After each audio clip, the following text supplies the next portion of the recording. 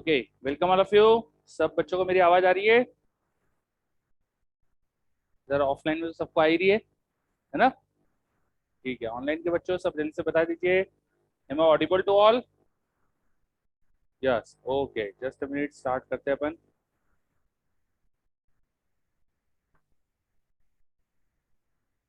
ठीक है। ओके बच्चों, तो हम लोग लास्ट क्लास में क्या पढ़ रहे थे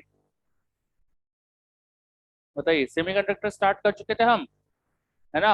और सेमीकंडक्टर में अभी बस शुरुआत करी थी हमने। हमने मीनिंग मीनिंग समझा था सेमीकंडक्टर की होती क्या है ना? ज्यादा कुछ हुआ नहीं था। ठीक है। उसके अलावा मैंने होमवर्क क्या दिया था? हाँ, एक्सरसाइज फुल करके लाने का गई थी आपको, है ना? ठीक है, तो चलो स्टार्ट करते हैं अपन। सबसे पहले तो अपन डिस्कशन कर ले। हाँ, तो डिस्कशन में एक्सरसाइज का डिस्कशन करेंगे अपन, ठीक है? एक्सरसाइज वन कुछ थोड़ी बहुत हो चुकी थी हमारी। 40 क्वेश्चन तो हो चुके थे, है ना? एक्सरसाइज वन के अप टू क्वेश्चन नंबर 40 हो चुके थे। तो 40 के आगे डिस्कस करेंगे अपन। ठीक है, चलो तो क्वेश्चन नंबर 40 के आगे सबसे पहले डिस्कस कर रहे हैं हम। इधर जो ऑनलाइन में बच्चे हैं, उनको भी बता रहा हूँ। तो स्टार्ट करते हैं। जल्दी से अपने डाउट्स भेज दीजिए। ऑनलाइन के सभी बच्चे जल्दी से डाउट भेज दीजिए। बोलो, इधर भी बोलो। Exercise one question number 44, any other? 47, 49 और 50 और 51 और बस। ठीक है। अब मैं क्वेश्चन वही बताऊंगा जिसका आपने ढंग से सॉल्यूशन वगैरह देखा होगा। ठीक है, थोड़ा सा अपन टाइम बचाने की कोशिश करेंगे। क्वेश्चन नंबर 44 दीजिएगा मॉड्यूल प्लीज। ऑनलाइन में कोई और डाउट? 42 का पार्ट ए, 42 का पार्ट ए भी है। 42 के पार्ट ए में भी डाउट है और कुछ तो नहीं है, बाकी तो लिखा हुआ है देखो बोर्ड पे। ठीक है, प्लीज मॉड्यूल दीजिए। हाँ, कोई और दे दो, किसी बेंच पे दो, वहां से पास कर दो।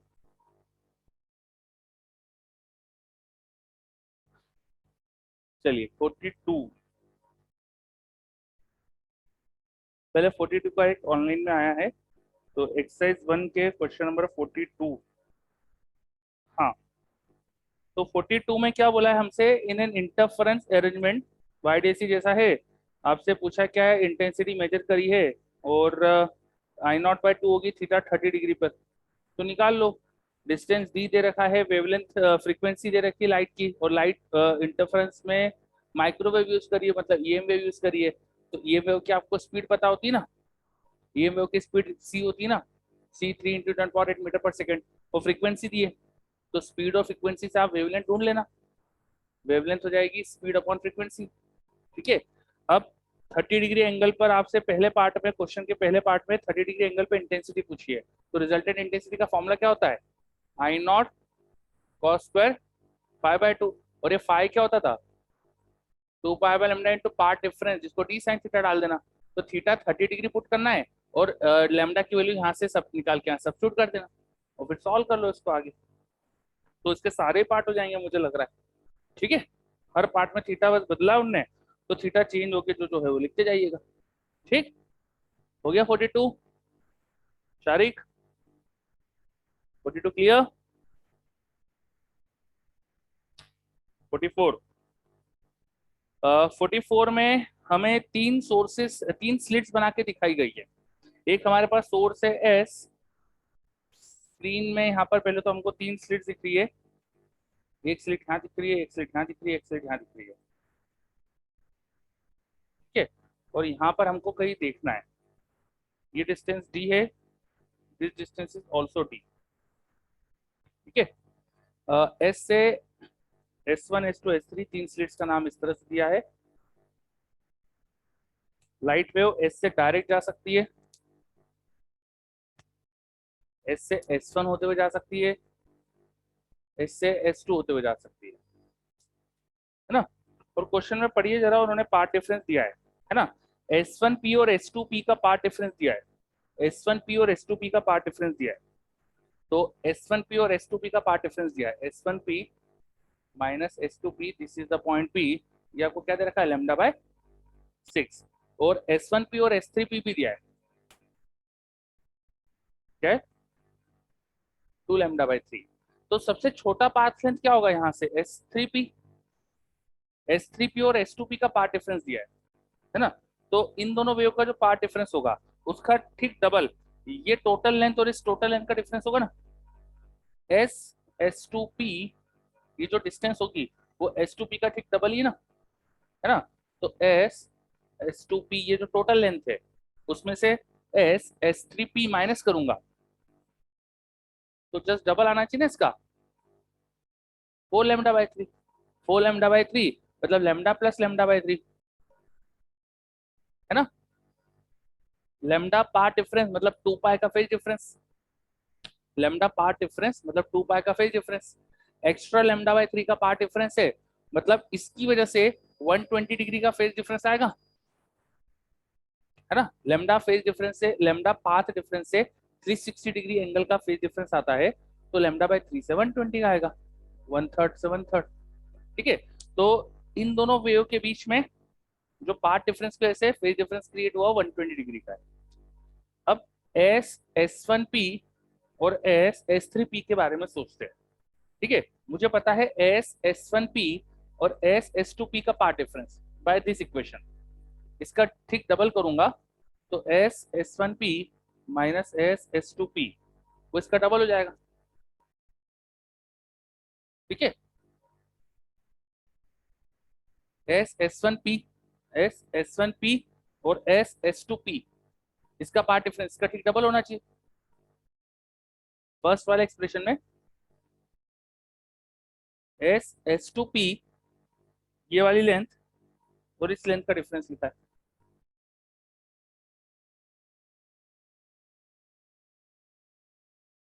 क्वेश्चन में सबसे पहले दिया है S1P और S2P का डिफरेंस λ/6 है और S1P और S3P का डिफरेंस, S1P और S3P का डिफरेंस दिया है। अच्छा, तो S2P का तो दिया ही नहीं था। हाँ, S2P का तो निकालना पड़ेगा, है ना। तो एक काम करो ना, इनको डिफरेंस ले लो, इनका इनका डिफरेंस ले लो, तो डिफरेंस लेने से ये कैंसिल हो जाएगा, है ना। ये बड़ा है इसमें से सब्ट्रैक्ट कर दो, तो S1P माइनस S3P उसमें से सब्ट्रैक्ट करो फर्स्ट वाली equation, S1P minus S2P subtract कर दो, तो नीचे वाली इक्वेशन में 2 λ/3 था और यहाँ पे λ/6 था। डिफरेंस लेके देखो क्या आएगा बताओ। S1 ये नीचे का माइनस होकर प्लस हो गया, इसलिए S2P माइनस S3P कितना हो गया, λ/2। तो S2P और S3P का λ/2, S2P और S3P का λ/2, तो इनका मिलकर क्या हो जाएगा, ये अगर λ/2 है तो 2 λ हो जाएगा ना। हाँ, एक तरह से लैम्डा हो जाएगा, सॉरी, λ/2 से लैम्डा आ जाएगा।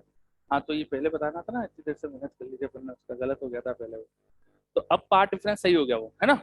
अब S1P और S3P, तो S1 और S3 का डिफरेंस पता है ना, तो इसका ठीक डबल हो जाएगा ये इसका डबल कर दो तो कितना हो जाएगा, 4 λ/3 मतलब लैम्डा प्लस 120 डिग्री, है ना।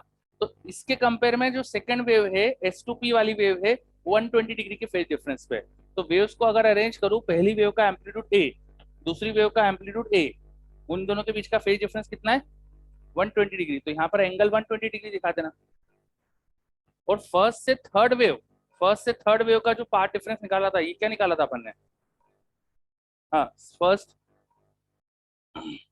सेकंड और इसका, हाँ सॉरी, सेकंड और फर्स्ट का इनका क्या आया था लैम्डा, लैम्डा पार्ट डिफरेंस मतलब सेम फेज में होगी। तो तीनों वेव इस तरह से अरेंज हो गए, मतलब तीनों के एम्पलीट्यूड ऐसे अरेंज हो गए। अब दो एम्पलीट्यूड एक ही डायरेक्शन में आ गए और एक 120 डिग्री पे आ गया, तो इनका रिजल्टेंट एम्पलीट्यूड निकाल लो। इनका रिजल्टेंट एम्पलीट्यूड निकालोगे तो √3 ये आएगा। अगर रिजल्टेंट एम्पलीट्यूड √3 है तो इसका स्क्वायर करो तो इंटेंसिटी 3 टाइम आ जाएगी, है ना। करेक्ट आंसर इसका हो जाएगा 3i। कुछ समझ में आया। चलो इधर ऑनलाइन में रिजल्टेंट एम्पलीट्यूड पहले हमको डिराइव करना है। रिजल्टेंट एम्पलीट्यूड के लिए मैंने क्या करा, एस से जो पी तक वेव डायरेक्ट पहुंच रही है S3 से होते हुए, इसके कंपेयर में बाकी दोनों के पार्ट डिफरेंस लिखे, S3P के कंपेयर में बाकी दोनों के पार्ट डिफरेंस लिखे, उससे फेज डिफरेंस आया और उन फेज डिफरेंस से अपन ने फिर वेक्टर्स अरेंज करे हर वेव के एम्पलीट्यूड को एज अ वेक्टर क्वांटिटी मान ली और जो फेज डिफरेंस वेव्स के बीच का था उस एंगल पे दिखा के रिजल्टेंट एम्पलीट्यूड निकाल दिया। ठीक, चलो ये हो गया क्वेश्चन नंबर 44। अब 44 के बाद आगे नेक्स्ट 47। 47 में क्या समस्या है?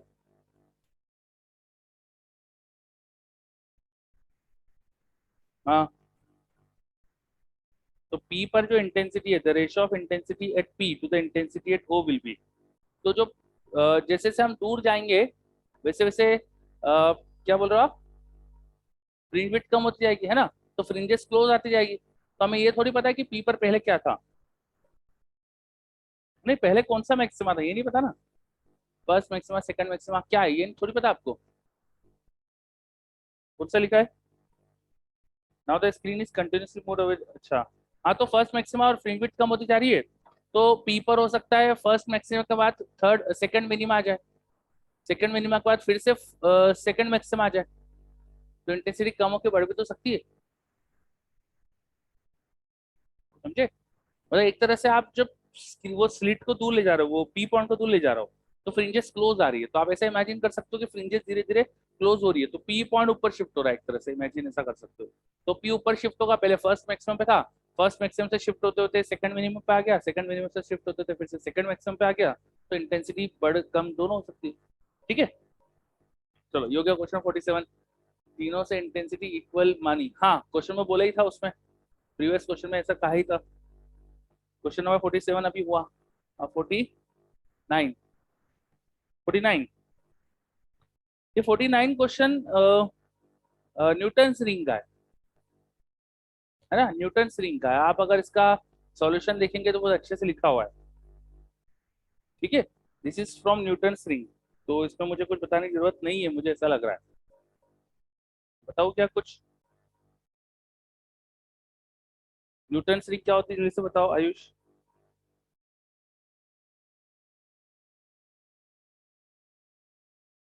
बोलो जो भी अच्छे से बताओ।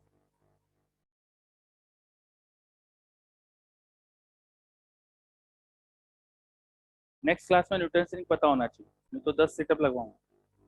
ठीक, चलो ये हो गया 49, फिर 50। A parallel coherent beam of light falls on a Fresnel biprism of refractive index mu at an angle alpha. The fringe width on the screen at distance d from the biprism will be, मुझे नहीं बताना। 51 मुझे नहीं बताना, 51 पढ़ा मैंने, 50 भी पढ़ना था। 50, circular planar wire loop is dipped in a soap solution after taking it out, held which is plane vertical in air. Assuming thickness of the film at the top is very small. As the sunlight falls on the soap film, an observer receives the reflected light. तो आपको पूछा है कि top point पे क्या दिखेगा और वो सब चीज पूछी है आपसे, है ना। तो ये क्वेश्चन थोड़ा अच्छा है। सी ऑप्शन एक्सप्लेन कर दीजिए, कौन से क्वेश्चन का सी ऑप्शन, कौन से क्वेश्चन का सी ऑप्शन?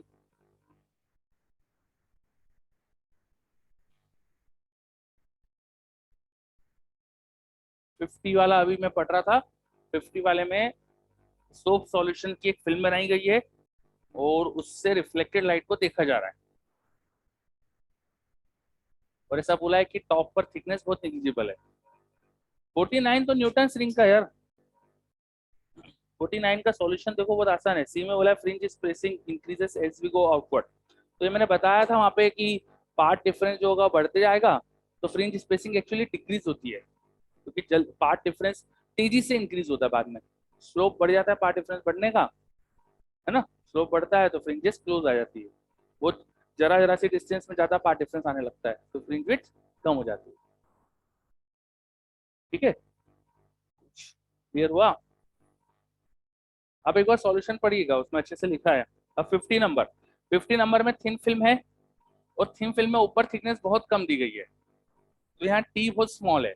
अब थिन फिल्म में रिफ्लेक्टेड लाइट में पार्ट डिफरेंस जो आता है इंसिडेंट लाइट्स के रिस्पेक्ट में वो आता था 2 म्यूटी, है ना। और थिकनेस कम होती जाएगी तो क्या होगा, ऑलमोस्ट जीरो हो जाएगा, तो ऑलमोस्ट जीरो पार्ट डिफरेंस होगा सबसे टॉप पे। लेकिन एक पाई का फेज डिफरेंस आता है ना रिफ्लेक्शन से, तो रिफ्लेक्टेड लाइट्स में क्या हो जाएगा, डिस्ट्रक्टिव इंटरफेरेंस, पार्ट डिफरेंस की वजह से जीरो फेज डिफरेंस हुआ, और जीरो फेज डिफरेंस से क्या हो जाएगा, destructive interference, condition of minima आ जाएगी, इसलिए ऊपर मिनी ब्लैक दिखेगा, मिनिमा होगा तो डार्क दिखेगा। तो एट द टॉप पोर्शन हमें डार्क दिखेगा, है ना। और जैसे जैसे नीचे आएंगे, है ना, तो डार्क के बाद पहले किसका मैक्सिमा बन जाएगा, जिसकी वेवलेंथ सबसे छोटी थी। क्योंकि वेवलेंथ कम होने पे क्या होगा, जैसे जैसे नीचे आओगे टी बढ़ेगा, तो पार्ट डिफरेंस बढ़ा। पार्ट डिफरेंस बढ़ते बढ़ते जिसका लेमडा बाय 2 के बराबर पार्ट डिफरेंस हो गया, जिस लेमडा के लिए लेमडा बाय 2 के बराबर ये एडजस्ट हो गया, उसका मैक्सिमा बन जाएगा। तो लेमडा जो सबसे छोटा होगा उसके लिए टी सबसे कम आने वाला है मैक्सिमा की कंडीशन। तो टी का मतलब सबसे पहले कम। हाँ, तो वॉलेट दिखेगा पहले। ठीक है, तो इसका आंसर होना चाहिए बी। विब्योर में बी होता है ना पहले, वॉलेट। विब्योर में पहले बी होता है ना, वॉलेट होता है। ठीक है, इंडिगो ने वॉलेट बोलेंगे। ठीक, चलो ये 50 क्वेश्चन क्लियर अब। और मोहम्मद शारिक आपका क्लियर है 49? 49 क्लियर। चलो अच्छा, आप लोगों के बोर्ड के टेस्ट भी हो रहे हैं ना? तो कल दिया सबने? कल किस सब्जेक्ट का हुआ? मैथ्स का। और आज किसका था? कैसा गया? एक सेट अटेम्प्ट कर पाए? तो 90 मिनट का 2 बजे से चालू करते तो 3:30 तक हो जाता। अच्छा, बाकी पूरा करा? बहुत अच्छा करा ये। बाकी दिया, देना चाहिए स्कूल में से जब तक। ठीक है, आपने क्यों नहीं दिया?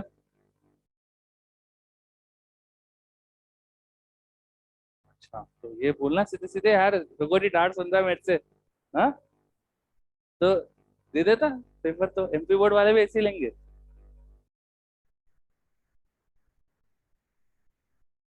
अरे प्रैक्टिस हो जाती। ठीक है, चलो कोई बात नहीं, पहले बोलते ना एमपी बोर्ड वाला। ओके, अब एक्सरसाइज 2। एक्सरसाइज 2, सबसे पहले कॉम्बिनेशन 1। एक्सरसाइज 2 के भेजे हुए ना?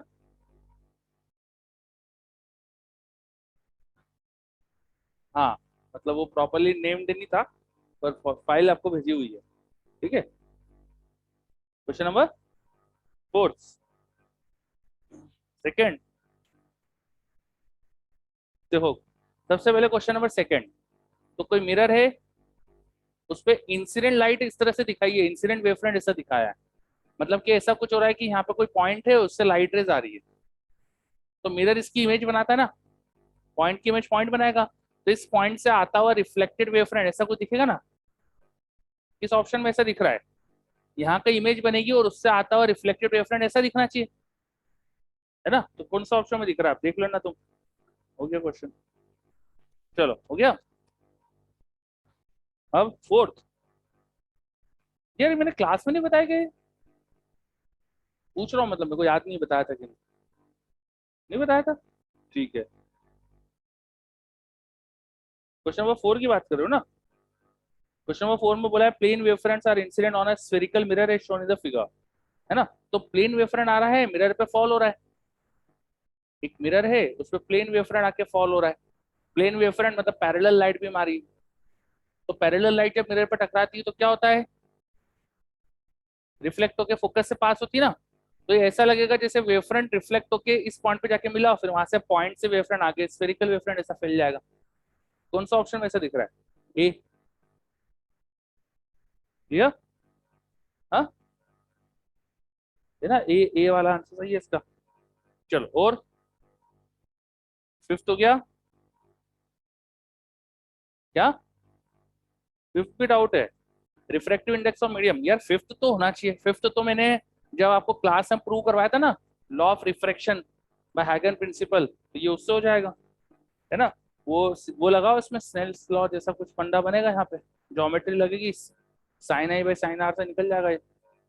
ठीक है, चलो। अब ये हो गया कॉम्प्रिहेंशन 1। अब बच्चे बोल रहे हैं कॉम्प्रिहेंशन 2। कॉम्प्रिहेंशन 2 पहले कोई दिक्कत है क्या? किसी को कोई दिक्कत नहीं? इधर कॉम्प्रिहेंशन 2 का क्वेश्चन नंबर 3। तो कॉम्प्रेशन 2 में पूछा है delta x and delta x c represent the path difference between the waves interfering at 1 and 3 respectively. और 1 उन्होंने क्या बताया, देखो सेंट्रल ब्राइट के जस्ट क्लोज में डार्क दिखाया, तो 1 पर पाथ डिफरेंस क्या होना चाहिए, लैम्डा बाय 2, वो फर्स्ट डार्क दिख रहा है ना, ठीक है। और एक्स सी, सी क्या है, 3 पॉइंट दिखाया है, 3 पॉइंट पे सेंटर के बाद सेकंड फर्स्ट ब्राइट है, तो डेल्टा एक्स एट सी जो होना चाहिए वो लैम्डा होना चाहिए। और फिर इनके मॉड का डिफरेंस पूछा है तो लैम्डा बाय 2, बस हो गया। और क्वेश्चन में लैम्डा 600 नैनोमीटर है तो उसका आधा क्या हो जाएगा, 300 नैनोमीटर। अब इनका डिफरेंस पूछा आपसे तो लैम्डा बाय 2, 300 नैनोमीटर। आया आदर्श, आया?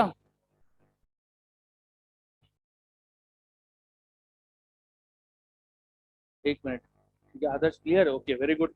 अब कॉम्प्रेशन 3, तो कॉम्प्रेशन 3 का कौन सा, third. If the distance d is varied then identify the correct statement। Angular width does not change, किसकी एंगुलर विड्थ, कुछ बोला ही नहीं है।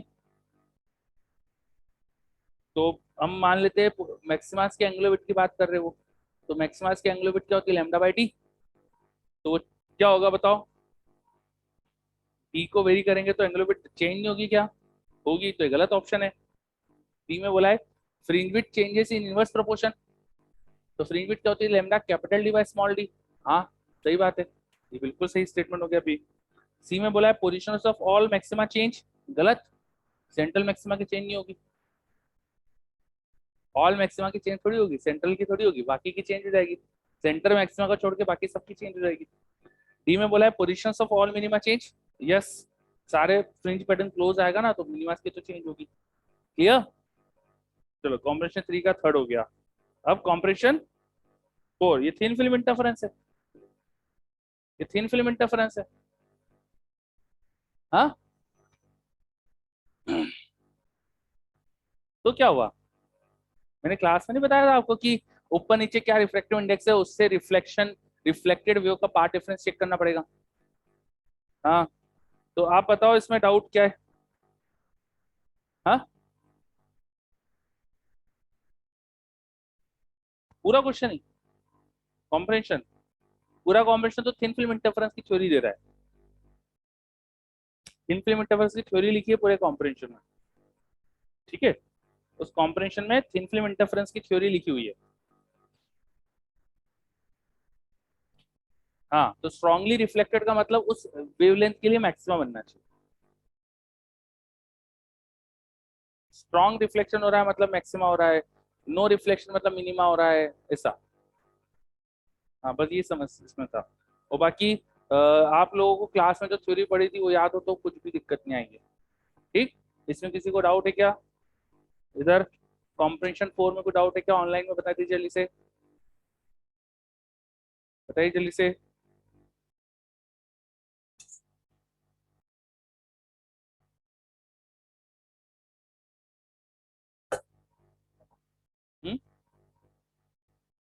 फर्स्ट वाला क्वेश्चन कर दूं, a thin film with index of refraction 1.5 coats a glass lens with index of refraction 1.8।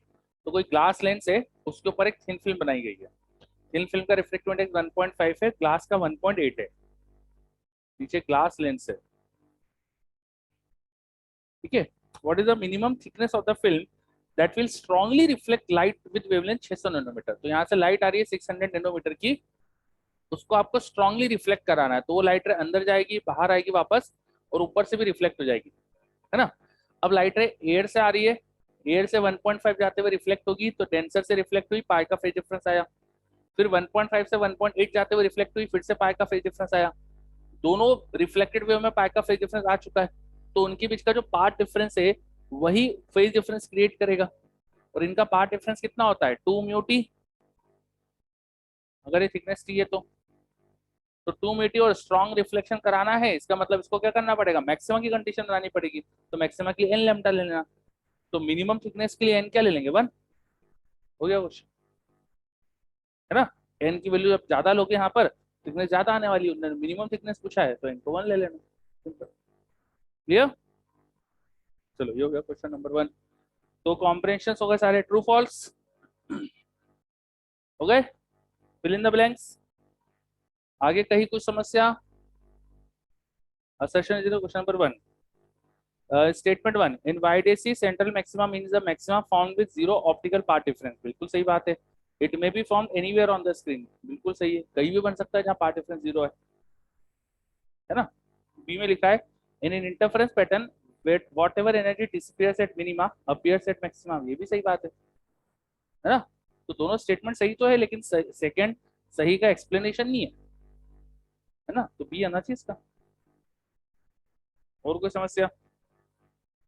हो गया फिर मॉड्यूल पूरा है अपना. ठीक है, तो अपना वे ऑप्टिक्स का डिस्कशन कंप्लीट. प्लीज पीछे पहुंचा दो.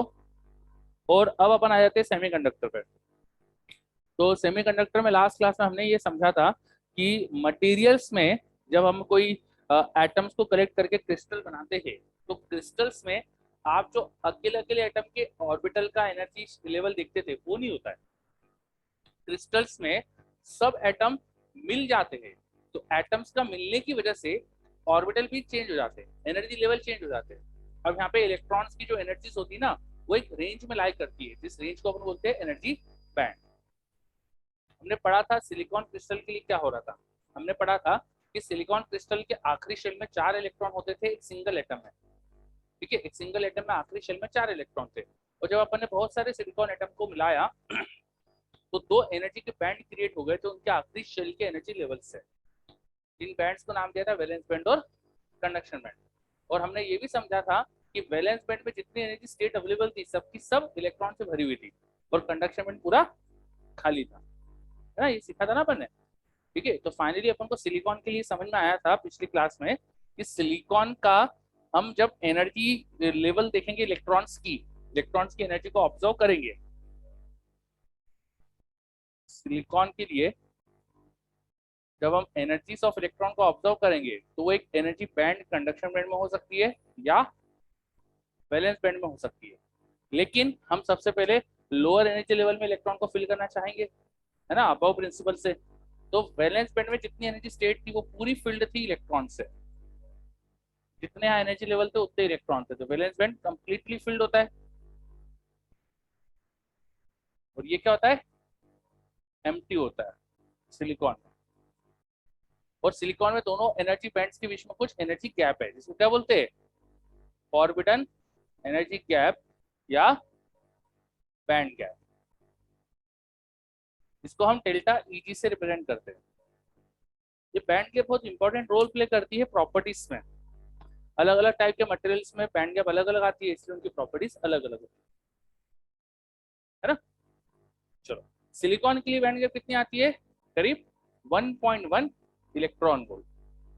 फिर वैसे एनसीईआरटी से आपको पढ़ के ढूंढ के लिखना चाहिए, डाटा आपको वहां से याद करना चाहिए, है ना. हाँ, जो लिखा है एनसीईआरटी में वो फाइनल है. मैं कुछ भी बताऊँ आपको, तो एनसीईआरटी में जो लिखा है वो याद करना है. हाँ, यही लिखा है क्या, जो लिखा है वो याद करना है, मतलब, है ना. मैं यहाँ कुछ भी लिखता हूँ, आपको एनसीईआरटी का लिखा हुआ याद करना है. ठीक है, चलो. तो हमने समझा सिलिकॉन का एनर्जी बैंड स्ट्रक्चर क्या है.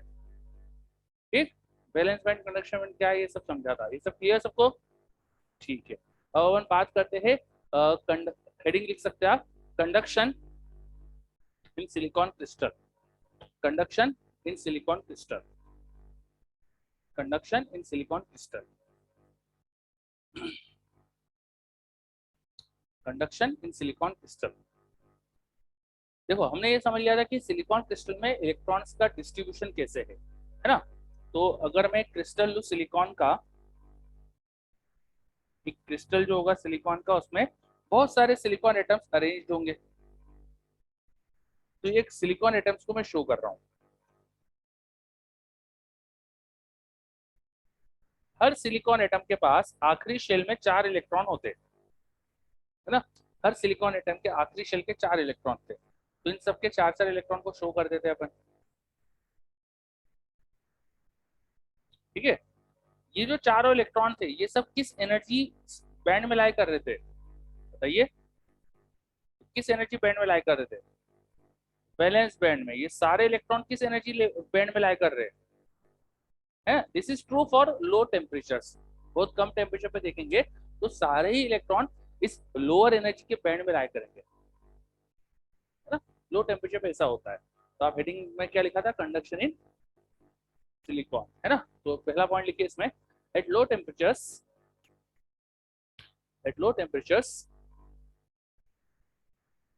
at low temperatures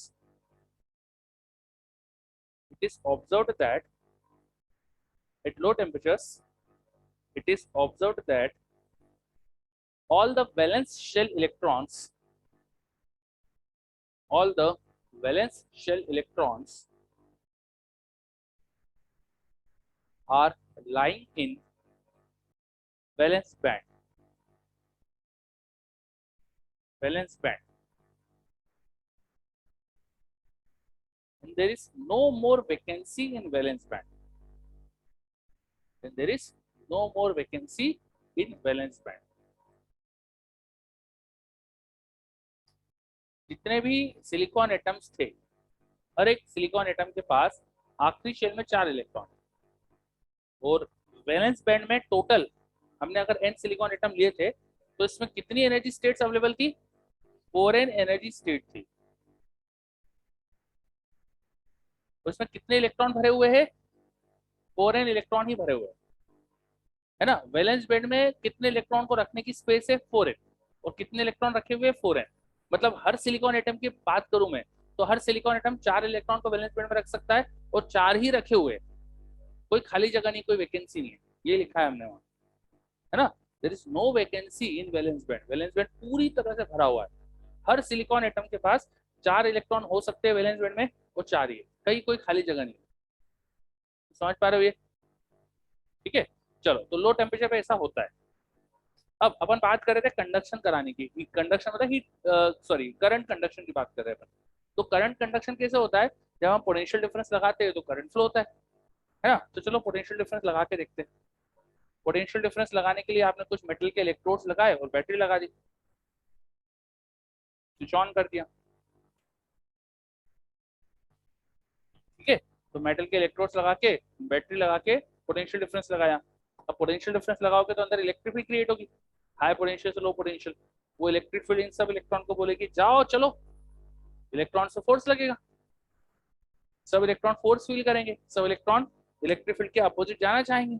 इलेक्ट्रॉन पे चार्ज नेगेटिव होता है ना, तो इधर हाई पोटेंशियल से लो पोटेंशियल, इधर इलेक्ट्रिक फील्ड क्रिएट हुई, इलेक्ट्रिक फील्ड के अपोजिट इलेक्ट्रॉन पे फोर्स लगेगा, तो इलेक्ट्रॉन की कोशिश होगी इधर जाने की। लेकिन प्रॉब्लम क्या है?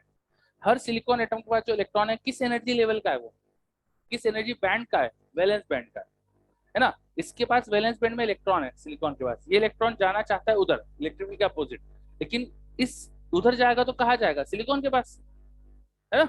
वो किसी न किसी सिलिकॉन एटम से कनेक्टेड होगा, तो ये इलेक्ट्रॉन यहाँ से फ्री होकर उधर जाने की कोशिश करेगा, तो वहां भी वैलेंस बैंड में आ सकता है, क्योंकि यहाँ उसकी एनर्जी जो थी वो वैलेंस बैंड की थी, तो वैलेंस बैंड से वैलेंस बैंड में जंप कर सकता है ना। It is not having sufficient energy कि इस सिलिकॉन के बॉन्ड्स को तोड़ के घूमने लग जाए, उतनी एनर्जी नहीं उसके पास। वो आगे जाना चाहता है, आगे जा सकता है अगर वहां वैलेंस बैंड में स्पेस हो तो। क्लियर? उसके पास जो एनर्जी है वो उसी एनर्जी में रहेगा ना।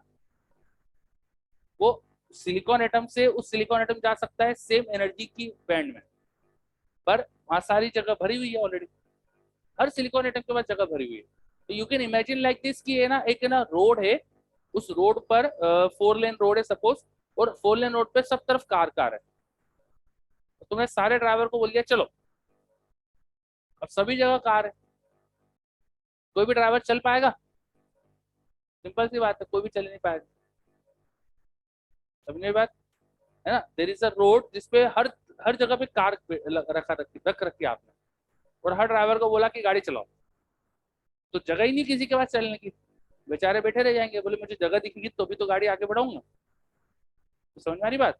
तो यहाँ पर भी वही हो रहा है कि सारे जो इलेक्ट्रॉन्स है वो सब इलेक्ट्रिक की वजह से मूव करना चाहते हैं, बट प्रॉब्लम क्या है, इन सबके पास जो एनर्जी है वो वैलेंस बैंड की है, तो वैलेंस बैंड में फ्लो कर सकते हो, एक सिलिकॉन के पास से दूसरे सिलिकॉन जा सकते हैं, लेकिन वैलेंस बैंड की एनर्जी में रख के जाएंगे। लेकिन ये सिलिकॉन वैलेंस बैंड में 4 इलेक्ट्रॉन को रख सकता है, और 4 ही रखे हुए, ये एक और इलेक्ट्रॉन वहां अकोमोडेट नहीं कर सकता, तो there is no vacancy in valence band, जिसकी वजह से वैलेंस बैंड में कोई जगह नहीं होने की वजह से इलेक्ट्रॉन का फ्लो नहीं हो पाएगा। बात समझ में आ रही है? तो मैं बहुत लो टेम्परेचर की बात कर रहा हूँ, वहां लो टेम्परेचर पे देखेंगे तो कोई कंडक्शन नहीं हो पाएगा। चलो ये बात अच्छे से सबको क्लियर, ऑनलाइन में सबको क्लियर, ऑनलाइन में जल्दी से बताइए सबको क्लियर, कोई भी बच्चा, शारिक, चलो यस ओके वेरी गुड। तो लिखिए आगे, फिर लिखिए आगे, एट लो टेम्परेचर्स, ब्रैकेट में close to 0 kelvin, at low temperatures, bracket में close to 0 kelvin, when we apply some potential difference,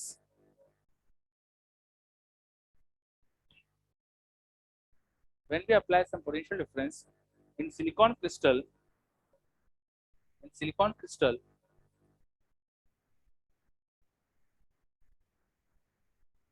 there is no electric conduction observed, there is no electric conduction observed,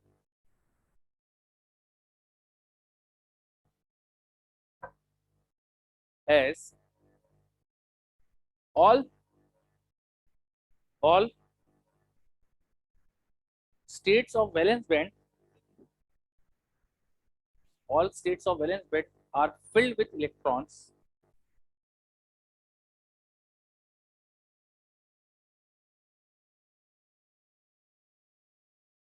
so electron cannot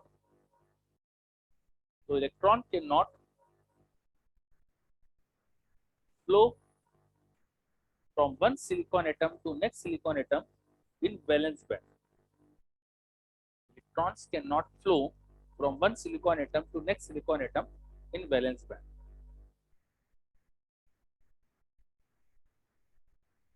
ठीक है, valence band में flow possible नहीं हो पा रहा है। ये सबको अच्छे से क्लियर हो गया? मतलब लो टेम्परेचर पे सिलिकॉन क्रिस्टल कैसा बिहेव करेगा? इंसुलेटर जैसा, है ना? तो ये आप लिख सकते हो, hence at low temperature silicon crystal behave as insulator. तो जो अपन सिलिकॉन क्रिस्टल की बात कर रहे हैं, ये सभी सेमीकंडक्टर की बात कर रहे हैं। At low temperature silicon crystal behaves as a insulator, at low temperature silicon crystal behaves as insulator. ठीक है, चलो लो टेम्परेचर पे तो इंसुलेटर हो गया। अब टेम्परेचर बढ़ा देते हैं। तो टेम्परेचर अभी जो बात कर रहे थे लो, मतलब 0 केल्विन के आसपास की बात चल रही थी, है ना? अब टेम्परेचर बढ़ा के रूम टेम्परेचर पे आ जाते हैं। रूम टेम्परेचर मतलब कितना टेम्परेचर? 24-25-30 डिग्री तक का टेम्परेचर पे आ जाता है। तो इस टेम्परेचर पे क्या होता है कि काफी एनर्जी मिल जाती है। टेम्परेचर बढ़ने का मतलब ही क्या होता है? आप सब तो केटीजी भी पढ़े हो, गैस स्टेट सब पढ़े हो, तुम तो हीट एंड थर्मो सब पढ़े हो। तो जो टेम्परेचर होता है वो एक तरह से मटेरियल के अंदर एनर्जी का तो मेजर होता है। आप अगर किसी क्रिस्टल का टेम्परेचर बढ़ा रहे हो तो क्रिस्टल के अंदर रैंडम मोशन की एनर्जी बढ़ रही होगी। जैसे सिलिकॉन क्रिस्टल की बात करें तो हर एटम अपनी जगह पे थोड़ा वाइब्रेट कर सकता है, उसके अंदर जो इलेक्ट्रॉन से वो थोड़ा सा एनर्जी रख सकते हैं, है ना? तो जैसे आपने टेम्परेचर बढ़ाया, सिस्टम में एनर्जी बढ़ गई। अब एनर्जी बढ़ने से ऐसा हो सकता है कि थर्मल एजिटेशन से किसी सिलिकॉन एटम के अंदर का जो इलेक्ट्रॉन है वो वैलेंस बैंड से जम करके कंडक्शन में चले जाए, क्योंकि कंडक्शन पूरा खाली पड़ा था और ये एनर्जी की अभी बहुत ज्यादा नहीं था, 1.1 इलेक्ट्रॉन वोल्ट था। तो टी टेम्परेचर पर जो एनर्जी मिल जाती है केटी के ऑर्डर में होती है, order of energy in thermal agitation KT के ऑर्डर की होती है विथ टी टेम्परेचर। तो 300 केल्विन के आसपास ये एनर्जी इतनी हो जाएगी कि 1.1 इलेक्ट्रॉन वोल्ट दे सकती है। 1.1 इलेक्ट्रॉन वोल्ट की एनर्जी मिलने से क्या होगा? इलेक्ट्रॉन वैलेंस बैंड से कंडक्शन बैंड जम कर सकता है। तो जब आपने सिलिकॉन क्रिस्टल का टेम्परेचर बढ़ा दिया तो कुछ सिलिकॉन एटम में ऐसा हो सकता है, बहुत ज्यादा में नहीं, कुछ में, कि सिलिकॉन वैलेंस बैंड से कंडक्शन बैंड चले जाए। मतलब नहीं? तो लिखो, when temperature is increased, when temperature is increased, we are actually giving energy to the crystal. When temperature is increased, we are actually giving energy to the crystal. हम अगर temperature बढ़ाते हैं तो हम क्या कर रहे हैं? क्रिस्टल को एनर्जी दे रहे हैं। ठीक है, this energy, this energy may provide, this energy may provide energy to electron, energy to electron to jump from valence band to conduction band, energy to electron to jump from valence band to conduction band.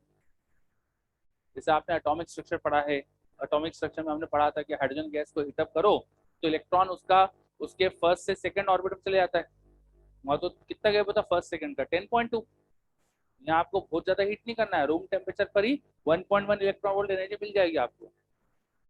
तो electron valence band से कहा चले जाएगा, conduction band, है ना। यहाँ पे valence band से कंडक्शन बैंड जाने के लिए बहुत कम एनर्जी चाहिए, तो इलेक्ट्रॉन आसानी से रूम टेम्परेचर पे कुछ ऐसे हो सकते हैं जिनको ऐसी एनर्जी मिल जाए। कितने इलेक्ट्रॉन होते हैं ऐसे, करीब 10 इलेक्ट्रॉन ऐसे होते हैं।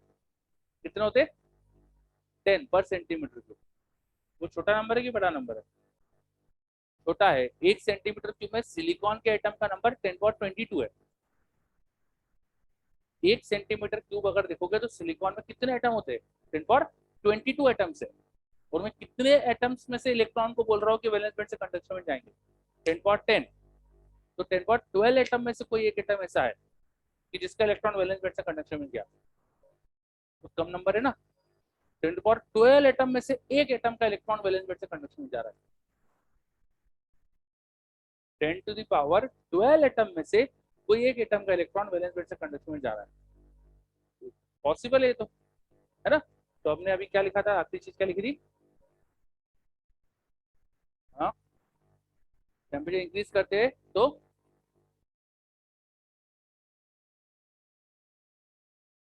हाँ आगे लिखिए। Now at room temperature, now at room temperature, now at room temperature. Adarsh पूछ रहा है सारे एटम में क्यों नहीं होता है, क्योंकि आप अगर केटी कैलकुलेट करके देखोगे ना, तो केटी का ऑर्डर एग्जैक्टली, केटी की वैल्यू एग्जैक्टली 1.1 नहीं आएगी, इसके आसपास आएगी। थर्मल एनर्जी जो होती है ना वो सब में इक्वल नहीं होती है, किसी को ज्यादा किसी को कम भी मिलती है। तो केटी का जो ऑर्डर है वो एग्जैक्टली 1.1 नहीं आएगा, उससे कम आएगा। पर किसी किसी एटम को ज्यादा भी मिल सकती है, इससे 4, 5, 10 गुना ज्यादा। तो वो 10 गुना ज्यादा जो एटम होंगे वो बहुत कम नंबर में होंगे, इसलिए कुछ एटम ऐसे होंगे जिनका इलेक्ट्रॉन वैलेंस बैंड से कम कंडक्शन में चले जाएगा। ठीक है, देखो एट रूम टेम्परेचर क्या लिखा अपने line, now at room temperature some electrons are not in valence band, they are in conduction band। Bracket में about about 10^10 per centimeter cube in silicon at 300 Kelvin, about 10^10 per centimeter cube in silicon at 300 Kelvin। ठीक है, तो कुछ silicon atoms के electron valence band से conduction में चले गए। ठीक है, इससे वैलेंस बैंड में जगह क्रिएट हुई ना, खाली जगह क्रिएट हुई ना। जिस सिलिकॉन एटम का इलेक्ट्रॉन वैलेंस बैंड से कंडक्शन में गया, उस सिलिकॉन एटम के पास खाली स्पेस होगी ना, है ना, उसके वैलेंस बैंड में खाली जगह होगी ना। सही बात है, चलो लिखो, this creates a vacancy of electron in valence band, this creates a vacancy of electron in valence band, this creates a vacancy of electron in valence band which is called hole, this creates a vacancy of electron in valence band which is called hole, HOLE, hole। ठीक है, तो कुछ electron silicon के valence band से conduction में चले गए। तो मान लो ये वो सिलिकॉन एटम था जिसका इलेक्ट्रॉन कंडक्शन में जा चुका है, तो यहाँ खाली जगह क्रिएट हो गई। यहाँ देखो मैंने ग्रीन कलर का सर्कल बनाया है, तो ये बता रहा है यहाँ खाली जगह है, और जो इसका इलेक्ट्रॉन था वो कंडक्शन में चला गया। अब कंडक्शन बैंड में तो क्या है कि पूरा खाली था, तो वो उसको इस सिलिकॉन एटम के पास रहने की जरूरत नहीं है, वो किसी भी सिलिकॉन एटम के पास जा सकता है। क्यों, क्योंकि हर सिलिकॉन एटम के कंडक्शन बैंड में खाली पड़ा हुआ है, 4 इलेक्ट्रॉन को रखने की जगह सभी में, और सबके खाली पड़े कंडक्शन बैंड। समझे बात ये, है ना। तो इसी सिलिकॉन एटम के कंडक्शन बैंड में रहे जरूरी नहीं है, किसी के पास भी जा सकता है। क्लियर, चलो अब हमारे पास क्या सिचुएशन क्रिएट हो गई, सबको क्लियर है। हम्म, अब लगाते हैं इलेक्ट्रिक फील्ड, पोटेंशियल डिफरेंस लगाते हैं तो क्या होगा देखते हैं, है ना। तो बताओ, अब अगर मैं पोटेंशियल डिफरेंस लगाऊंगा या इलेक्ट्रिक फील्ड लगाऊंगा, तो जो इस सिलिकॉन का इलेक्ट्रॉन पहले यहाँ नहीं जा पा रहा था वो भी चल पाएगा ना। वैलेंस बैंड का ये इलेक्ट्रॉन यहाँ वैलेंस बैंड में खाली जगह को देख के उधर जा सकता है ना। और जो वो कंडक्शन बैंड का फ्री इलेक्ट्रॉन बैठा है वो कंडक्शन बैंड में इजिली जा सकता है ना। तो कंडक्शन बैंड का इलेक्ट्रॉन सिलिकॉन के कंडक्शन बैंड में इजिली फ्लो कर सकता है। एक सिलिकॉन एटम से दूसरे में, दूसरे से तीसरे में इजिली जा सकता है। और जो खाली जगह क्रिएट हो गई, वैकेंसी क्रिएट हो गई वैलेंस बैंड में, उस वैकेंसी की वजह से वैलेंस बैंड में भी तो मूवमेंट हो सकता है इलेक्ट्रॉन का। तो अब दो दो वजह से करंट फ्लो हो सकता है ना। जो कंडक्शन बैंड में इलेक्ट्रॉन आ गए उनकी वजह से करंट फ्लो, और जो वैलेंस बैंड में खाली जगह क्रिएट हुई है उनकी वजह से करंट फ्लो। सही है, ये बात समझ में आ रही है ना। देखो, जैसे एक कार, एक सड़क थी, सड़क पे बहुत सारी कारें थी। अब कोई एक कार बीच में से हटा दी, उसको किसी ने लिफ्ट से उठा के हटा दिया, तो एक कार की जगह बीच में खाली है। और सारे कार के ड्राइवर को बोला चलो, तो क्या होगा, जिस ड्राइवर के आगे उसको खाली जगह दिखेगी वो अपनी कार आगे बढ़ा लेगा। उस ड्राइवर के आगे बढ़ने से उसके पीछे खाली जगह आ जाएगी, तो फिर वो खाली जगह देखेगी, जो पीछे का ड्राइवर है वो आगे आ जाएगा। समझ में आया। तो ऐसा ही ये,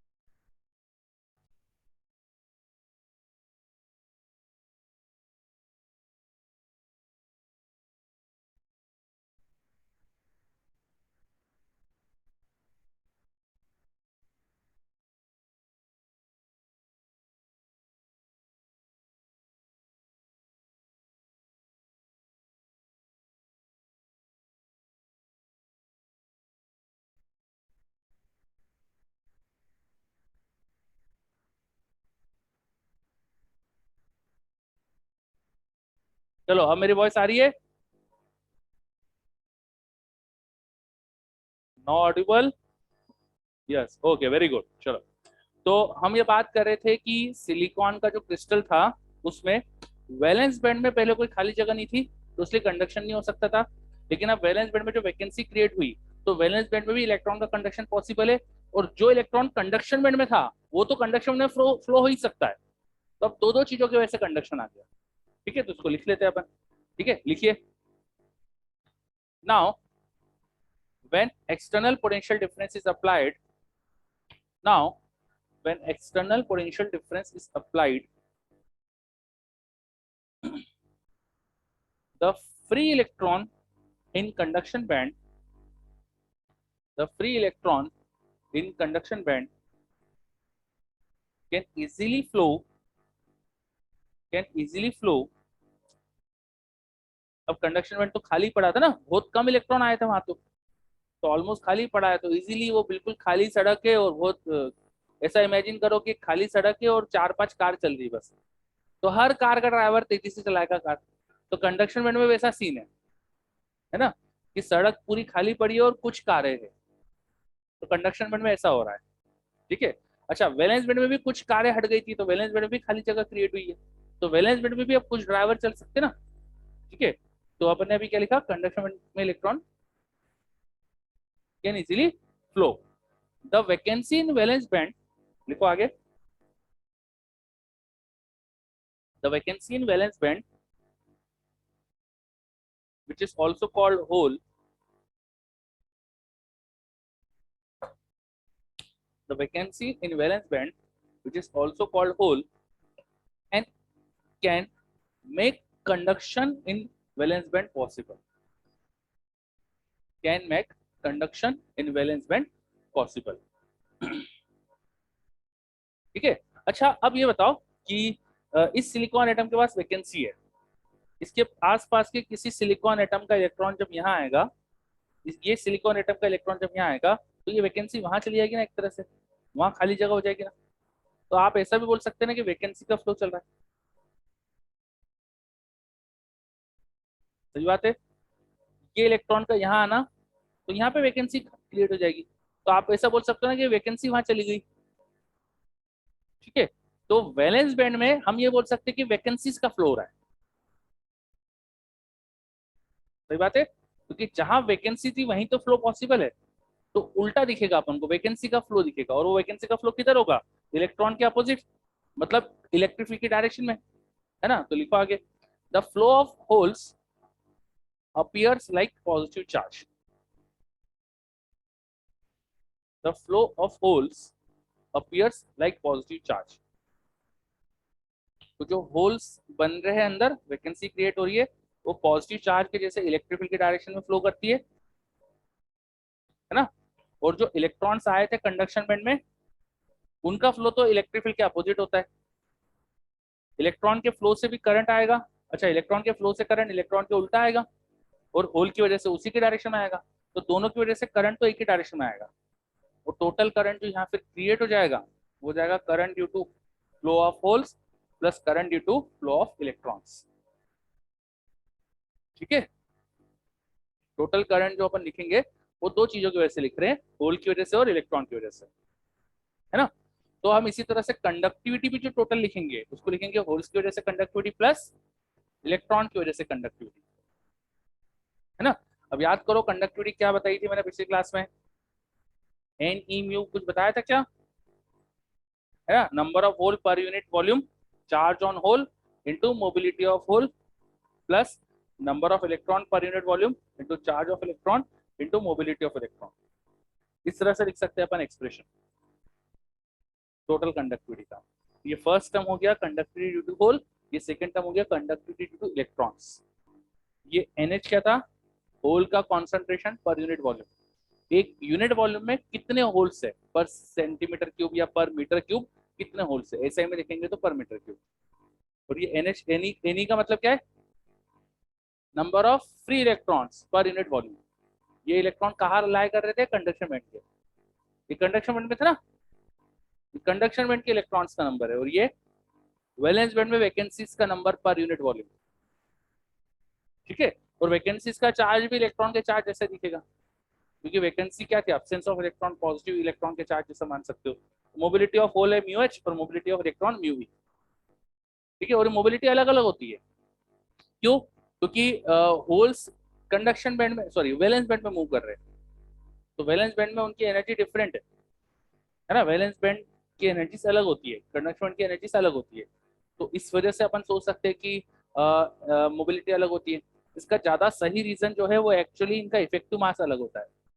इलेक्ट्रॉन का मास से आप इलेक्ट्रॉन की मोबिलिटी निकालोगे, और होल्स का जो इफेक्टिव मास क्रिएट होता है ना, वो कम होता है थोड़ा, मास ज्यादा होता है, सॉरी मास ज्यादा होने से मोबिलिटी कम आती है। ठीक है। मास ज्यादा क्यों होता है इस चीज पे ज्यादा दिमाग मत लगाओ। ठीक है। ये अभी सही एक्सप्लेनेशन नहीं दे पाऊंगा मैं, उल्टा सीधा कुछ समझा सकता हूँ, पर मैं नहीं चाह रहा वैसे समझाना। ठीक है। चलो, तो सबसे बेस्ट इसका बीच का रास्ता है कि फिलहाल याद रखो, है ना। Mobility of hole is smaller, mobility of hole is smaller than mobility of electron by, mobility of hole is smaller than mobility of electron by, because effective mass जो होता है ना होल का, वो ज्यादा होता है। Effective mass of hole greater than mass of electron, ये सही रीजन है। ठीक। चलो, ये बात क्लियर सबको? Very good. ठीक है। तो सेमीकंडक्टर में कंडक्शन क्यों होता है, ये सब बात करी अपन ने। अब शायद ये भी समझ पा रहे हो आप कि टेम्परेचर बढ़ाने से कंडक्टिविटी क्यों बढ़ती है सेमीकंडक्टर की। हाँ, क्योंकि जितना टेम्परेचर ज्यादा बढ़ाओगे, उतने आप एनर्जी ज्यादा दे रहे हो सिस्टम को, क्रिस्टल को। क्रिस्टल के ऐसे इलेक्ट्रॉन्स जो वैलेंस बैंड से कंडक्शन में चले गए, वो बढ़ जाएगा। तो टेम्परेचर की वजह से ना लगातार चलते रहता है, इलेक्ट्रॉन वैलेंस बैंड से कंडक्शन में जाते रहते हैं, कंडक्शन बैंड से वैलेंस बैंड भी वापस आते हैं। ऐसा मत सोचो कि कोई इलेक्ट्रॉन चले गया, कंडक्शन बैंड तो हमेशा वहीं का हो गया, है ना। उसको नीचे होल दिखेगा, वो नीचे होल में भी आ सकता है वापस, है ना। अपने हाइड्रोजन एटम में पढ़ा है ना भैया, जो इलेक्ट्रॉन ऊपर एनर्जी लेवल पे जाता है क्या हमेशा रहता है? वो वापस भी आता है, और जो नीचे आता है वो ऊपर भी जाता है ना, होता है ना ऐसा। ठीक है, तो कुछ मतलब यहाँ पर भी वैसी चीज है कि एक इलेक्ट्रॉन अगर वैलेंस बैंड से कंडक्शन में नहीं गया तो हमेशा कंडक्शन में जरूरी नहीं, वापस भी आ सकता है, और फिर थर्मल एनर्जी लेके फिर एक इलेक्ट्रॉन वैलेंस बैंड से कंडक्शन में गया, तो प्रोसेस लगातार चलती रहती है। एक तरह से केमिकल इक्विलिब्रियम जैसा है, इलेक्ट्रॉन का वैलेंस बैंड से कंडक्शन में जाना भी चल रहा है, कंडक्शन बैंड से वैलेंस आना भी चल रहा है, और एक इक्विलिब्रियम कुछ कॉन्सेंट्रेशन मेंटेन होता है। टेम्परेचर बढ़ाते हो तो वैलेंस बैंड से कंडक्शन जाने की रेट बढ़ जाता है ना, ये रेट बढ़ने से दोनों तरफ कॉन्सेंट्रेशन, इधर होल्स इलेक्ट्रॉन का कॉन्सेंट्रेशन, इधर वैलेंस बैंड के होल्स का कॉन्सेंट्रेशन बढ़ जाता है। तो समझ में बात। ठीक है, टेम्परेचर बढ़ाने से। और वैसे तो आपके एनसीईआरटी में नहीं है, लेकिन मैं बता दूं अगर, कि जो कॉन्सेंट्रेशन होता है होल या इलेक्ट्रॉन का विथ टेम्परेचर, उसका वेरिएशन कुछ ऐसा होता है, सम कांस्टेंट ए T⁻3/2 e⁻ minus delta Eg/2kT। ठीक है, जो इलेक्ट्रॉन या होल का कॉन्सेंट्रेशन है उसका टेम्परेचर के साथ वेरिएशन, पूरी इस तरह की इक्वेशन होती है। यहाँ प्रोपोर्शनलिटी की ये जो कांस्टेंट आया उसको मैंने ए से रिप्रेजेंट करा है, और बाकी इस तरह से डिपेंडेंसी होती है। ठीक है, ये अपने एनसीईआरटी में नहीं है, लेकिन ये याद रख लो, कभी जरूरत कहीं आ जाए तो पता होना चाहिए, ऐसा कोई रिलेशन पढ़ा है अपन।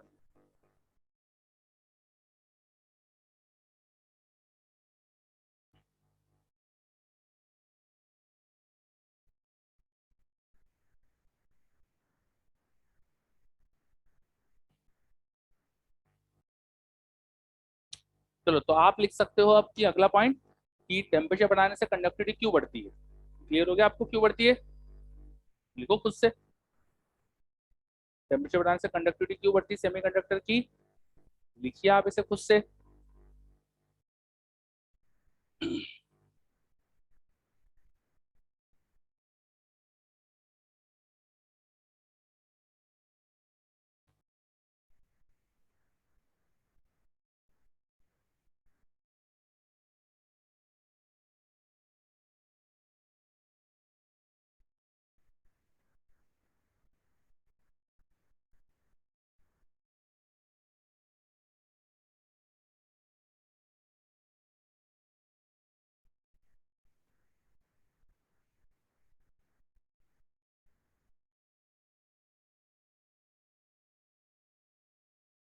एक चीज मैं ऑब्जर्व कर रहा हूँ कि आप लोगों की जनसंख्या थोड़ी कम होती जा रही है। अभी क्लास में ऑनलाइन जो बच्चे अटेंड करते हैं और जो यहाँ ऑफलाइन में अटेंड कर रहे हैं, कुछ धीरे धीरे मुझे दिख रहा है कि बच्चे एब्सेंट हो रहे धीरे धीरे ज्यादा, है ना। तो ये मत करिए आप लोग। ठीक है, आपका जो भी रीजन है, आपको ऐसा लग रहा हो कि मेंस के टॉपिक आ गए हैं तो अब क्या पढ़ना, या जो भी रीजन है आपके, मतलब वो सब मत करो, पढ़ाई करो। आप जैसे जैसे क्लास अटेंड नहीं करोगे ना, तो घर पे भी कोई बच्चा पढ़ता नहीं है। हमने तो यही देखा है, जो बच्चा आखिरी दिन तक प्रॉपरली टीचर से कांटेक्ट में है, जैसा टीचर बता रहे हैं वैसा काम कर रहा है, मेहनत कर रहा है, वो बच्चा सिलेक्ट होता है। ठीक है, चलो। हो सकता है कुछ बच्चों के स्कूल्स में कुछ चल रहा हो, पर इवनिंग क्लासेस है आपकी, तो इवनिंग क्लासेस में तो मुझे लगता नहीं है कि स्कूल में जो भी हो आपको तो आना ही चाहिए। ठीक है, तो जो भी बच्चे क्लास मिस कर रहे हैं वो मत करिए। ठीक है, आगे बढ़ते हैं। तो हमने ये समझ लिया कि सिलिकॉन में कंडक्शन टेम्परेचर बढ़ाने के बाद क्यों हो जाता है, लो टेम्परेचर पर कंडक्शन क्यों नहीं होता है ना। स्पेशल प्रॉपर्टीज क्यों है सिलिकॉन की, टेम्परेचर बढ़ाने से कंडक्शन बढ़ता है ना। अब बाकी का क्या प्रॉपर्टीज है वो समझ सकते हैं अपन, इंसुलेटर्स की, मेटल्स में कंडक्शन में क्या, मेटल में कंडक्टर में क्या होता है वो समझ सकते हैं अपन। ठीक है, तो अब नेक्स्ट लिखिए, conductor insulators on the basis of energy band theory. Conductors insulators on the basis of energy band theory. अब हम समझेंगे कि कंडक्टर में क्या होता है और इंसुलेटर्स में क्या होता है। जब हमने सेमीकंडक्टर समझा,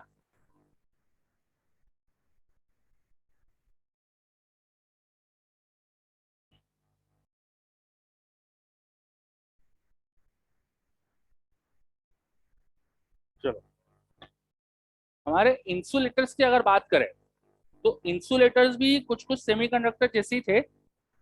जैसे सिलिकॉन में हुई थी ना बात अपनी, की लो टेम्परेचर पे वैलेंस बैंड पूरा भरा हुआ था इलेक्ट्रॉन से। सिलिकॉन में लो टेम्परेचर पे वैलेंस बैंड पूरा भरा हुआ था, कंडक्शन बैंड पूरा एम्प्टी था। वैलेंस बैंड में जितने इलेक्ट्रॉन रख सकते हो उतने ही रखे हुए थे, कोई वैकेंसी नहीं है यहाँ पर। ठीक है, लो कोई भी वैकेंसी नहीं है यहाँ पर इलेक्ट्रॉन की। कंडक्शन में खाली पड़ा हुआ है और अब आप पोटेंशियल डिफरेंस लगा रहे हो तो करंट फ्लो नहीं हो पा रहा है। सिलिकॉन में हुआ था ना, एग्जैक्टली वही चीज इंसुलेटर में भी होती है। और टेम्परेचर बढ़ाने पर सेमीकंडक्टर में इलेक्ट्रॉन वैलेंस बैंड से कंडक्शन चला जाता है, लेकिन यहाँ जा नहीं पा रहा। रीजन बिंग कि बैंड गैप ज्यादा है, इंसुलेटर्स की बैंड गैप ज्यादा होती है। डेल्टा Eg उनका 3 इलेक्ट्रॉन वोल्ट से भी ज्यादा है। जैसे मैं बात करूं डायमंड की, तो डायमंड की जो बैंड गैप होती है 5.5 इलेक्ट्रॉन वोल्ट के आसपास है, 5.5 कुछ है या 6.5 ऐसा कुछ नंबर है। ठीक है, आप ढूंढना इंसाइट में मिलेगा, है ना, डाटा आपको ढूंढना है। ठीक है, हाँ मतलब आप मेहनत करो। ठीक है, मैं तो इस पे विश्वास रखता हूँ कि तुम मेहनत करोगे तो तुम्हारा सिलेक्शन होगा। ठीक है, तो आप लोग ढूंढना डाटा क्या है। 3 इलेक्ट्रॉन वोल्ट से ज्यादा बैंड गैप है। अब बैंड गैप ज्यादा होने से क्या प्रॉब्लम होती है कि आप हीट दे रहे हो, मटेरियल का टेम्परेचर बढ़ रहा है, लेकिन सिलिकॉन का वैलेंस बैंड से इलेक्ट्रॉन कंडक्शन में जा सकता था, यहाँ जा ही नहीं पा रहा है। यहाँ इलेक्ट्रॉन को वैलेंस बैंड से कंडक्शन में भेजने के लिए जो जो टेम्परेचर चाहिए वो इतना ज्यादा है कि उस पर तो मटेरियल मेल्ट हो जाता है। जैसे तुमने सोचा कि चलो किसी नॉन कंडक्टर से तुम नॉन कंडक्टर से तुम करंट फ्लो कराते हो, तो तुम टेम्परेचर बढ़ा रहे हो बढ़ा रहे हो बढ़ा रहे हो बढ़ गया, पर इलेक्ट्रॉन वैलेंस बैंड से कंडक्शन जाने से पहले ही कुछ और हो गया, बहुत हाई टेम्परेचर लगाना पड़ गया। समझ में आई बात। तो यहाँ कंडक्शन पॉसिबल नहीं होता है। ठीक है, तो इंसुलेटर्स में इसलिए कंडक्शन पॉसिबल नहीं होता है, उनका कंडक्शन बैंड पूरा एम्प्टी है, वैलेंस बैंड पूरा भरा हुआ है जस्ट लाइक सिलिकॉन, और कोई खाली जगह नहीं, तो वहाँ कंडक्शन पॉसिबल ही नहीं होता। क्लियर, आपको सबको अच्छे से क्लियर कि how insulators on the basis of energy band theory. चलो इधर ऑनलाइन में सबको क्लियर, बताइए जल्दी से, ऑनलाइन में सबको क्लियर। ठीक है, मैसेज नहीं आया। निश्चित है क्या, निश्चित। तो आज मेरी बात हुई थी, बोल रहा था सही हो गया, पूछ रहा हूँ, आया तो नहीं आया। ठीक है, इसको बताता हूँ आपको, जैसे स्कूल में साथ में क्या है। चलिए तो बहुत ज्यादा वैसे फैल रहा है डेंगू यार इंदौर में, तो देखा काफी केसेस हो रहे हैं, तो सब सेफ रहिए, है ना, मच्छर वच्छर को मत काटने दो। ठीक है, ओडोमॉस वगैरह यूज करो, और दिन में काटते डेंगू के मच्छर, है ना, तो दिन में सेफ रहो मतलब। ठीक है, हाँ हाँ, तो इसलिए आपको कुछ नहीं हुआ अभी तक, है ना, मैं भी ज्यादा टाइम दिन में यही रहता है मेरा भी। ठीक है, चलो हमने समझा कि इंसुलेटर इंसुलेटर क्यों है। अब समझते हैं कि कंडक्टर कंडक्टर जैसे क्यों है। कंडक्टर में ऐसा क्या होता है कि वो कंडक्टर है on the basis of energy band theory. Energy band theory में ऐसा क्या हम एक्सप्लेन करेंगे कंडक्टर के बारे में, ये समझते हैं। तो जो कंडक्टर होते हैं ना, वो इस तरह के थे कुछ कि आपने वैलेंस बैंड में इलेक्ट्रॉन को भरा, फिर भी आपके पास वैलेंस बैंड पूरा भर गया लेकिन इलेक्ट्रॉन बच गए। आपने वैलेंस बैंड पूरा भर दिया इलेक्ट्रॉन से, लेकिन आपके पास इलेक्ट्रॉन बच गए। जैसे सिलिकॉन के नेक्स्ट एलिमेंट ही ले लेते हैं, फॉस्फोरस, है ना, सिलिकॉन के बाद फॉस्फोरस आता है ना, याद है कि नहीं तुम लोग को। हाँ, तो ऐसे इतने देर से क्यों जवाब आ रहा है, तो उसमें इलेक्ट्रॉन ज्यादा है, तो वैलेंस बैंड पूरा भरने के बाद भी इलेक्ट्रॉन बच गए, तो तुम्हें कंडक्शन बैंड में फिल करना पड़ेगा इलेक्ट्रॉन। कंडक्शन बैंड में इलेक्ट्रॉन थोड़े बहुत रह गए, तो कंडक्शन बैंड में इजीली इलेक्ट्रॉन्स है तो वहां कंडक्शन हो जाता है। वैलेंस बैंड तो पूरा भरा हुआ है इलेक्ट्रॉन से, लेकिन कंडक्शन बैंड में भी इलेक्ट्रॉन है ना। या कुछ ऐसा है, हमने पढ़ा था ना कि जब एनर्जी बैंड्स क्लोज आते हैं तो बीच में मर्ज भी होते हैं, तो उनके वैलेंस बैंड और कंडक्शन बैंड मर्ज्ड है, ऐसी सिचुएशन भी हो सकती है। वैलेंस बैंड और कंडक्शन बैंड में कोई एम्प्टी स्पेस ही नहीं था, ये यहाँ से यहाँ तक हमारे पास कंडक्शन बैंड है और यहाँ से यहाँ तक वैलेंस बैंड है, कोई इस पर गैप ही नहीं थी। आपने जब इलेक्ट्रॉन को वैलेंस बैंड में भरा तो वो कंडक्शन बैंड में भी ऑटोमेटिकली आ रहा है, कोई गैप ही नहीं है, तो इजीली यहाँ पे कंडक्शन हो सकता है क्योंकि खूब सारी खाली जगह है। मतलब कि 8 लेन की सड़क है, अब 8 में से तुम 4 लेन 5 लेन भर भी दोगे तो भी आराम से ट्रैफिक चलेगा ना, तो वैसा सिचुएशन है कुछ। क्लियर, तो ये सिचुएशन होती है कंडक्टर्स में। तो कंडक्टर्स में क्योंकि इलेक्ट्रॉन्स इजिली फ्लो कर सकते हैं from one atom to another, तो इसलिए कंडक्शन इजीली हो जाता है। ठीक है। अब वहां पे टेम्परेचर बढ़ाने से उल्टा कंडक्टिविटी कम होती है, रेजिस्टेंस बढ़ जाता है। क्यों? क्योंकि दूसरे इफेक्ट दिखने लग जाते हैं। सेमीकंडक्टर में प्रॉब्लम क्या थी कि भाई फ्री चार्जेस ही नहीं है, चार्ज कैरियर्स ही नहीं है। टेम्परेचर बढ़ाने से चार्ज कैरियर बढ़ते हैं, लेकिन यहाँ पे चार्ज कैरियर तो खूब सारे हैं। फिर दूसरे प्रॉब्लम दिखने लग जाती है कि एटम्स अपनी जगह पे ज्यादा वाइब्रेट करते हैं, तो चार्ज कैरियर उससे कोलाइड ज्यादा करते हैं। कोलिजन ज्यादा होने की वजह से फिर मीन फ्री जो टाइम, रिलैक्सेशन टाइम कम हो जाता है। रिलैक्सेशन टाइम कम होने से फिर सब पढ़ा है ना आपने करंट एक्सरे में, है ना? तो वो सब चीज हो जाती है। चलो नोट कर लीजिए जल्दी से, जल्दी से।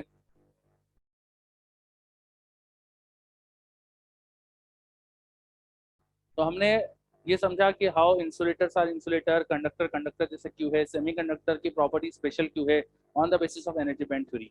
होल का कॉन्सेप्ट समझा अपन ने कि होल क्या होता है। सिलिकॉन में या सेमीकंडक्टर्स में दो चार्ज कैरियर होते हैं, एक होल और दूसरा कंडक्शन बैंड का फ्री इलेक्ट्रॉन। दो तरह के चार्ज कैरियर होते हैं सिलिकॉन में।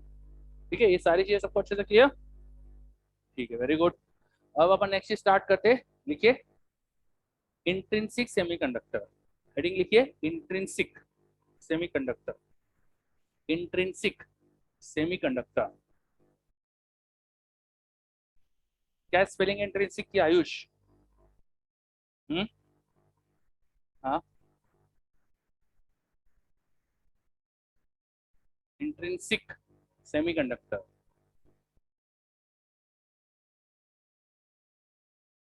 ठीक है, चलो सब एनसीईआरटी पढ़कर आने का बोला था मैंने, है ना? तो मैं आपसे कभी पूछ सकता हूँ ऐसी चीज है, पढ़कर आना है आपको। हाँ, कुछ भी पूछ सकता हूँ।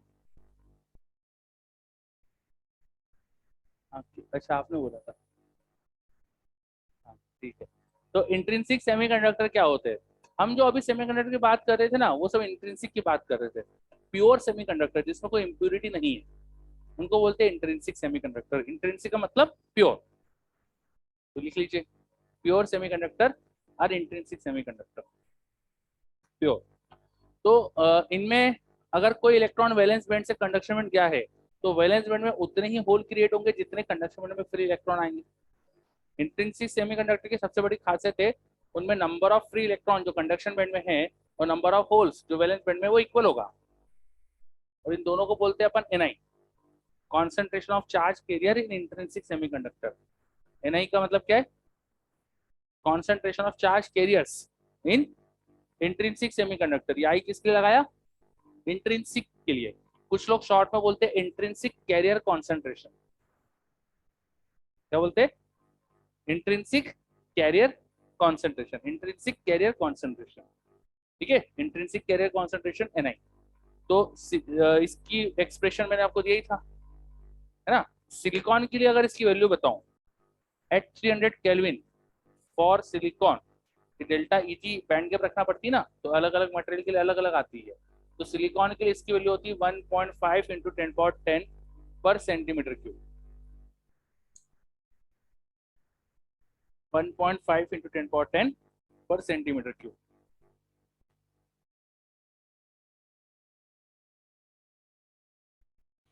Intrinsic carrier concentration for silicon is 1.5 into 10 per centimetre cube. कब? 300 केल्विन पे।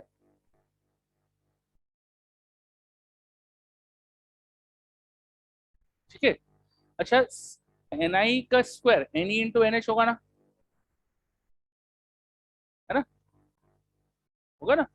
ठीक है, तो ये इंट्रिंसिक में तो समझ में आ रहा है, दोनों इक्वल है। अगर ये तो इनका प्रोडक्ट एनआई का स्क्वायर हो जाएगा, है ना? अब अपन नेक्स्ट चीज समझेंगे, extrinsic semiconductor. Extrinsic semiconductor.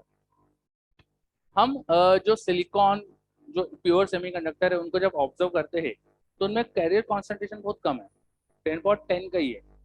Metals वगैरह में इलेक्ट्रॉन, जो फ्री इलेक्ट्रॉन होते हैं ना, वो 10.22 के ऑर्डर में होते हैं। वहाँ 1 सेंटीमीटर क्यूब में कितने फ्री इलेक्ट्रॉन है? 10.22 मेटल में। वहाँ खूब करंट फ्लो कराने के लिए इलेक्ट्रॉन है। पर सेमीकंडक्टर में क्या है?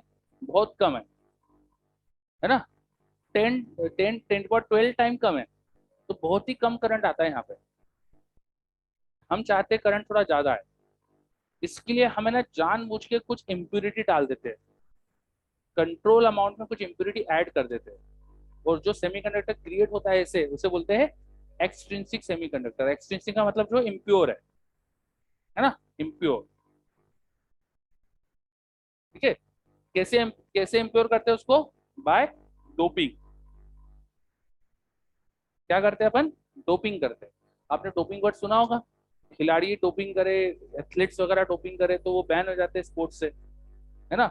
लेकिन यहाँ डोपिंग से ही सब कुछ होता है ना। डोपिंग का मतलब वही है, खिलाड़ी कुछ ड्रग्स लेते हैं जिससे उनकी परफॉर्मेंस इंक्रीज हो, तो यहाँ सेमीकंडक्टर में कुछ अपन इम्प्योरिटी डाल देते हैं जिससे उसकी परफॉर्मेंस इंक्रीज हो जाए।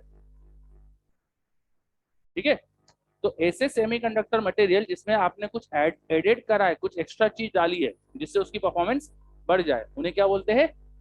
Extrinsic semiconductor. अब एक्सट्रिंसिक सेमीकंडक्टर में हम परफॉर्मेंस बढ़ाने के लिए करते क्या है? तो हम कैरियर कॉन्सेंट्रेशन बढ़ाते हैं, जो एनई या एनएच था ना वो बढ़ाते हैं। हम दोनों को एक साथ नहीं बढ़ा पाते, हम किसी एक चीज को बढ़ा देते हैं, या तो होल्स के नंबर को बढ़ा देते हैं या फिर इलेक्ट्रॉन्स के नंबर को बढ़ा देते हैं। ठीक है, या तो होल्स के नंबर को बढ़ा देते हैं या फिर इलेक्ट्रॉन्स के नंबर को बढ़ा देते हैं। ठीक है, अगर मैं होल्स के नंबर को बढ़ा रहा हूँ तो उसे बोलते हैं पी टाइप सेमीकंडक्टर।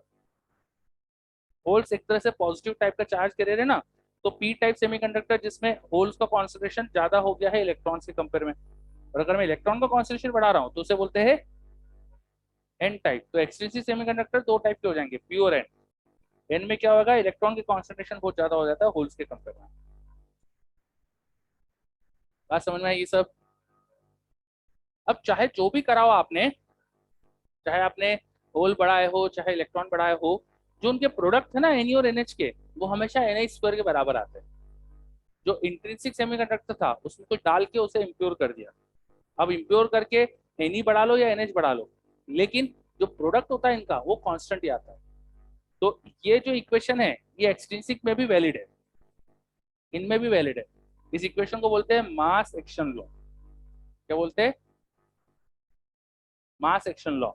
जब हम यहाँ पे होल का कॉन्सेंट्रेशन इंक्रीज कराते हैं तो इलेक्ट्रॉन का उसी के हिसाब से कम भी होता है, ताकि इनका प्रोडक्ट कांस्टेंट है। इनका प्रोडक्ट वही रहता है। सिलिकॉन के लिए बात करूं मैं, तो जैसे सिलिकॉन का बताया था ना, रूम टेम्परेचर पे 1.5 10 एनआई की वैल्यू थी, तो इनके प्रोडक्ट की वैल्यू तो वही आएगी जो पहले थी। कुछ बात समझ में आई? एनई बढ़ाओगे तो एनएच कम हो जाएगा, एनएच बढ़ाओगे तो एनई कम हो जाएगा। क्लियर? नोट करो इतना, समझो अच्छे से।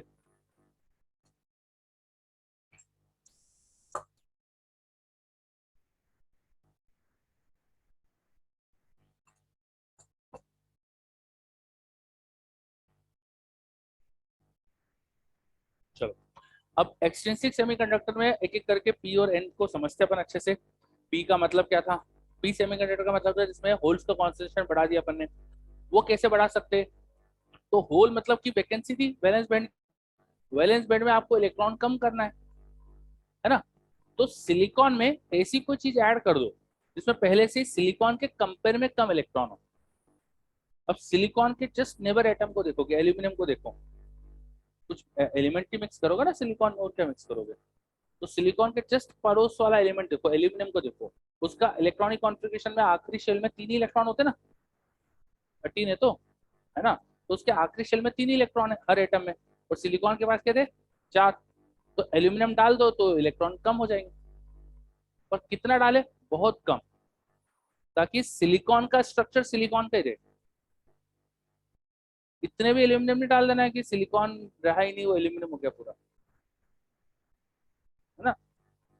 बात समझ में आई? ठीक है, तो लिखो P type semiconductor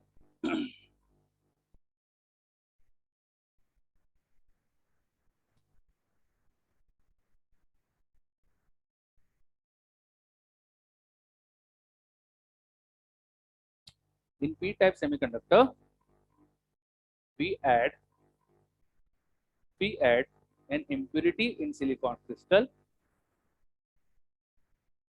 impurity bracket में एटम, impurity ब्रैकेट में atom in silicon crystal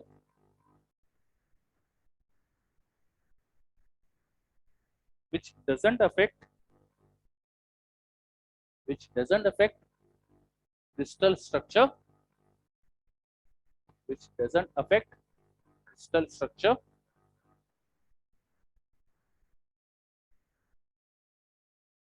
okay, and creates vacancy and create vacancy bracket में hole in valence band, create vacancy bracket में होल इन वैलेंस बैंड। क्या लिखा है हमने? P type semiconductor में हम ऐसी इम्प्योरिटी ऐड करते हैं जो, हाँ, क्रिस्टल का स्ट्रक्चर भी अफेक्ट नहीं होना चाहिए। मालूम पड़ा तुमने ऐसी इम्प्योरिटी डाली जो क्रिस्टल का स्ट्रक्चर बड़ा चेंज ही कर दिया जिसने, है ना, तो वो भी नहीं होना चाहिए। तो इसलिए सिलिकॉन के लिए एल्यूमिनियम प्रीफर चॉइस है, ठीक है, क्योंकि उसका साइज भी क्लोज होता है सिलिकॉन के एटम से और उसमें एक इलेक्ट्रॉन कम भी रहता है ना। तो लिखिए आगे, trivalent impurity like aluminum is preferred choice for silicon. Trivalent impurity like aluminum is preferred choice for silicon.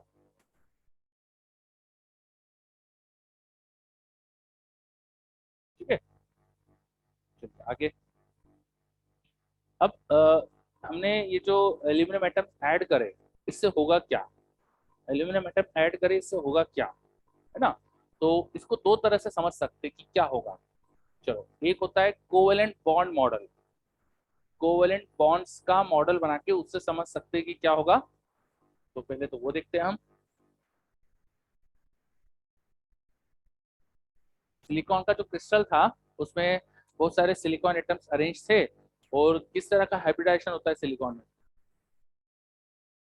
sp3, तो टेट्राहेड्रल होगा ना, ज्योमेट्री टेट्राहेड्रल हो गया, बोर्ड पे तो टेट्राहेड्रल बना नहीं पाऊंगा मैं, है ना। तो अब चलो, आज आज टाइम अपना और हो गया है, तो आज अपन रुकते, नेक्स्ट क्लास में आगे कंटिन्यू करेंगे। तो नेक्स्ट क्लास में आप पढ़कर आइएगा पी टाइप एन टाइप क्या होते हैं, पी टाइप एन टाइप से ही स्टार्ट कराऊंगा नेक्स्ट क्लास में, पी टाइप को कंटिन्यू करेंगे। और पी टाइप एन टाइप के बाद सबसे इंपॉर्टेंट चीज चालू होगी पीएन जंक्शन, तो पीएन जंक्शन पढ़कर आइएगा, बहुत इंपॉर्टेंट है। पीएन जंक्शन समझ में आएगा तो आगे सब समझ में आएगा, पीएन जंक्शन समझ में आएगा तो आगे कुछ समझ में आएगा।